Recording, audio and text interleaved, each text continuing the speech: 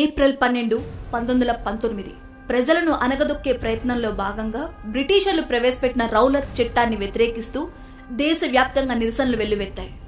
Doctor Saifuddin Kitchlew, Satyapal వంటి నేతలను arrest చేసి దేశ బహిష్కరణ విధించడంతో దానిని ఖండిస్తూ దేశవ్యాప్తంగా ప్రజా ఆందోళనలు నిర్వహించారు. అదే రోజు జనరల్ రెజినాల్డ్ డయర్ జలంధర్ నుంచి అమృత్సర్ కు ట్రాన్స్ఫర్ అయ్యాడు. వచ్చి రాగానే బహిరంగ ప్రదేశాల్లో జనం గుమ్మిగూడటంపై ఆంక్షలు విధించాడు. కానీ ఏప్రిల్ 13న పంజాబీలు జరుపుకునే ముఖ్యమైన పండుగ వైశాఖి. అమృత్సర్ తో పాటు చుట్టుపక్కన ఉండే వేల మంది ప్రజలు పండుగ జరుపుకోవడానికి జలియన్వాలా బాగ్ అనే ప్రాంతానికి వచ్చారు. దాదాపు 7 ఎకరాల్లో విస్తరించి ఉన్న ఈ తోట చుట్టూ ఎత్తైన గోడ, అక్కడక్కడ చిన్న చిన్న ద్వారాలు ఉన్నాయి. దాన్ని తనకు అనుకూలంగా మార్చుకోవాలనుకున్న జనరల్ రెజినాల్డ్ డయర్ బ్రిటిష్ సైన్యంతో పాటు ఈ తోటలోకి చొరబడి అక్కడ ఉన్న ప్రజలపై విచక్షణ రహితంగా కాల్పులు జరిపించాడు.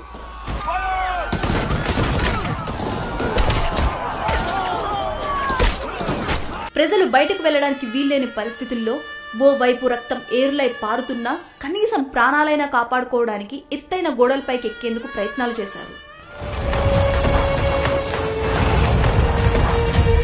కానీ ఆ ప్రయత్నాలు వారిని కాపాడలేకపోయాయి. కొందరు అక్కడే ఉన్న నూతిలో దూకి ప్రాణాలు పోగొట్టుకున్నారు. తప్పించుకునే ప్రయత్నంలో అనేక మంది తీవ్రంగా గాయపడ్డారు.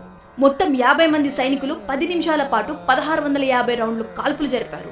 ప్రజలు తప్పించుకోకుండా అన్ని వైపుల నుంచి వారిని కట్టడి చేశారు. అప్పటి అధికారిక గణాంకాల ప్రకారం ఈ దుర్ఘటనలో 379 మంది మరణించారు. కానీ ఈ ఘటనలో 1000కి పైగా చనిపోగా 2000 మందికి పైగా గాయపడ్డారు. ఈ కాల్పుల తర్వాత డయర్ జనసంచారంపై సంపూర్ణ నిషేధం విధించాడు. మృతదేహాల తరలింపును అడ్డుకోవడమే కాక చివరికి గాయపడిన వారికి చికిత్స కూడా అందకుండా చేయడంతో మరికొంతమంది ప్రాణాలు కోల్పోయారు.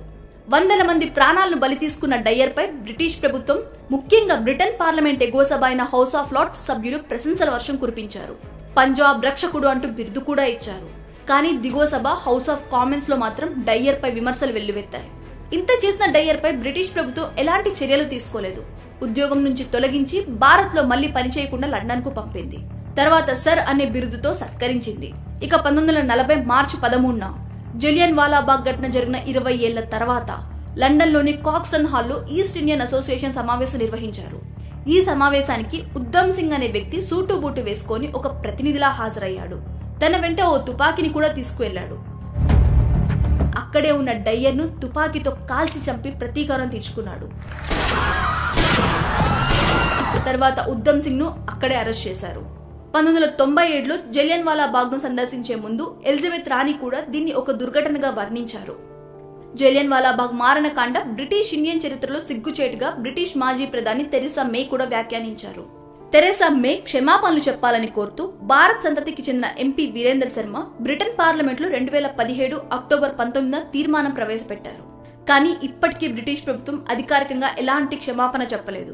ఈ ఘటన జరిగి 105 ఏళ్లు పూర్తయినా స్వాతంత్ర్యం కోసం ప్రాణత్యాగం చేసిన వీరులను ఈ దేశం ఎప్పటికీ స్మరించుకుంటూనే ఉంటుంది.